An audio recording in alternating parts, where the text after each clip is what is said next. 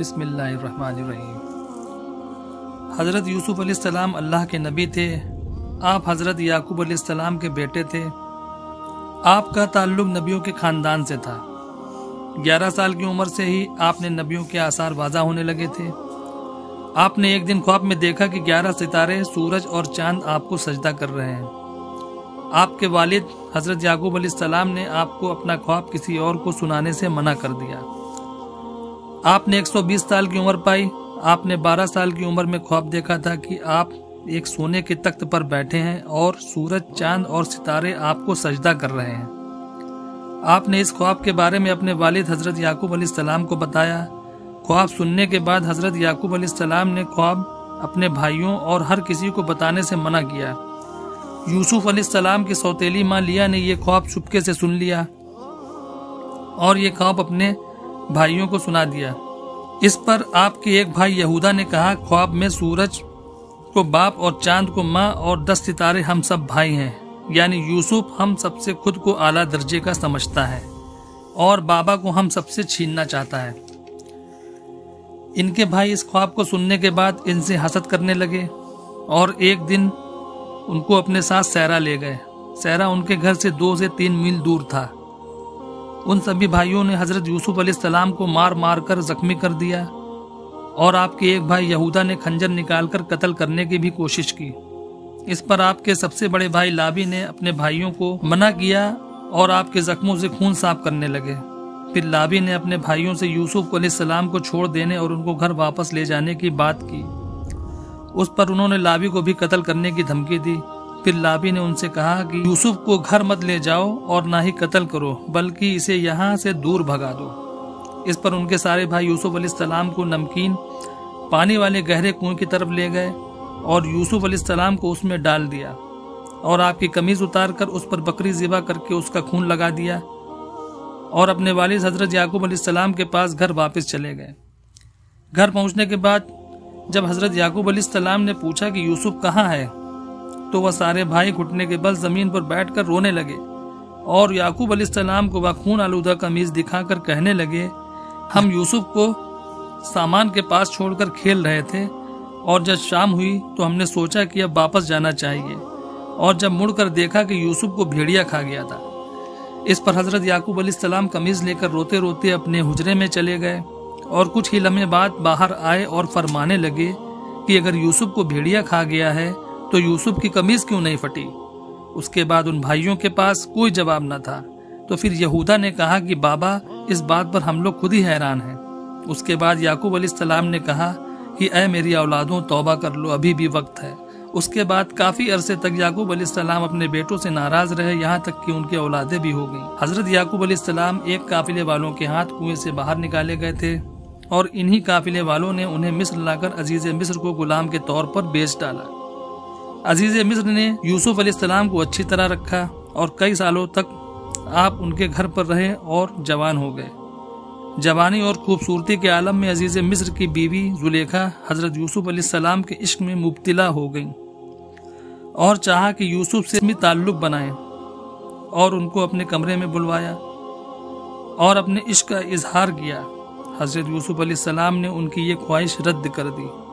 عزیز مصر کی بیوی نے ان سے زبردستی کرنی چاہی تو حضرت یوسف علیہ السلام دروازے کی طرف بھاگے تو اللہ کے حکم سے 7 دروازے خود بخود کھلتے چلے گئے۔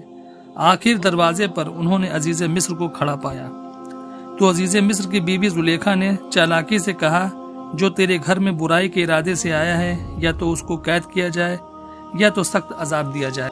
حضرت یوسف علیہ السلام نے فرمایا، میرا معاملہ اس کے برعکس ہے، یہی مجھے اپنا مطلب پورا کرنے کے لیے پھسلاتی تھی۔ اس موقع پر زلیخا کے خاندان کے ایک بچے نے گواہی دی کہ قمیض اگر آگے کی طرف سے پھٹی ہے تو عورت سچی، اگر قمیض پیچھے کی طرف سے پھٹی ہے تو یوسف سچا اور عورت جھوٹی ہے۔ یہ یوسف علیہ السلام کا معجزہ ہے کہ دودھ پیتا بچہ اللہ کے حکم سے بول اٹھا۔ اس واقعے کی خبر شہر بھر میں مشہور ہو گئی۔ شہر کی عورتوں نے زلیخا پر طرح طرح کی باتیں کرنا شروع کر دیا۔ چند عورتوں نے کہا کہ دیکھو، عزیز مصر کی بیوی اپنے نوکر پر جان دے رہی ہے، عزیز کی بیوی اپنے غلام کو اپنا مطلب نکالنے کے لیے بہلانے پھسلانے میں لگی رہتی ہے۔ اس کے دل میں حضرت یوسف علیہ السلام کی محبت بیٹھ گئی ہے اور بس انہی غلطی میں زلیخا نے جب ان کی فریب غیبت کا حال سنا تو زلیخا نے ان کو بلوایا اور ان میں سے ہر ایک کے سامنے چھری اور پھل دے دیے کہ وہ کاٹ کر کھائیں، جیسے کہ قرآن میں ہے۔ پھر یوسف علیہ السلام کو ان کے سامنے بلوایا۔ پھر جب ان عورتوں نے حضرت یوسف علیہ السلام کو دیکھا اور کہا یہ تو انسان نہیں بلکہ کوئی فرشتہ ہے، اور یوسف علیہ السلام اپنے کمرے سے باہر نکل گئے، ان کے رعب اور جلال اور جمال سے بے سدھ ہو گئے اور اپنے ہاتھ پھل کاٹتے ہوئے چھری سے کاٹ لیے۔ جب یوسف علیہ السلام اپنے کمرے میں چلے گئے تب زلیخا نے کہا دیکھا تم لوگ ایک دفعہ بھی یوسف کے حسن کو برداشت نہ کر سکی، اب بتاؤ میرا کیا ہوگا۔ اس پر سب عورتوں نے زلیخا سے معافی مانگی۔ زلیخا کے تہمت لگانے پر حضرت یوسف علیہ السلام کو قید خانے میں بھیج دیا گیا۔ آپ تقریباً وہاں 8 سال تک رہے۔ اس قید خانے میں حضرت یوسف علیہ السلام کے ساتھ 2 اور قیدی بھی تھے، جن میں سے ایک شاہی باورچی اور ایک بادشاہ کا ساتھی تھا، ساقی بھی تھا۔ ان کے خلاف ایک الزام تھا کہ انہوں نے بادشاہ کو زہر دینے کی کوشش کی ہے۔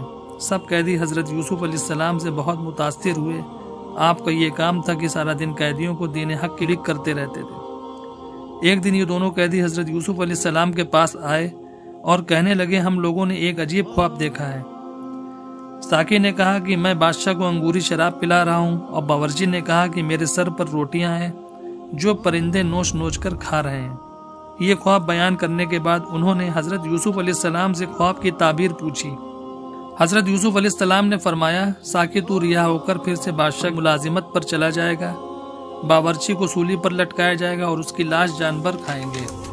آپ نے ساقی سے کہا کہ وہ جب رہا ہو کر بادشاہ کے دربار میں جائے تو میری بے گناہی کا یقین دلائے۔ حضرت یوسف علیہ السلام کی تعبیر کے مطابق باورچی کو سولی پر لٹکایا گیا اور ساقی رہا ہو گیا، مگر رہا ہونے کے بعد وہ اس وعدے کو بھول گیا جو حضرت یوسف علیہ السلام سے کیا تھا، یعنی کہ بادشاہ سے حضرت یوسف علیہ السلام کی رہائی کی بات کرے گا اور ان کی بے گناہی کا یقین دلائے گا۔ حضرت یوسف علیہ السلام سالوں جیل میں رہے، لیکن کسی کو ان کی رہائی کا خیال نہ آیا۔ ایک دن عزیز مصر نے خواب میں دیکھا کہ 7 دبلی پتلی گائیں جو 7 موٹی تازہ گایوں کو کھا رہی ہیں، اور 7 سبز اور 7 سوکھی بالی دیکھی۔ بادشاہ نے تمام لوگوں سے اس خواب کی تعبیر پوچھی، لیکن کوئی بھی اس خواب کی تعبیر نہ بتا سکا۔ اس موقع پر ساقی کو اپنا وعدہ یاد آیا۔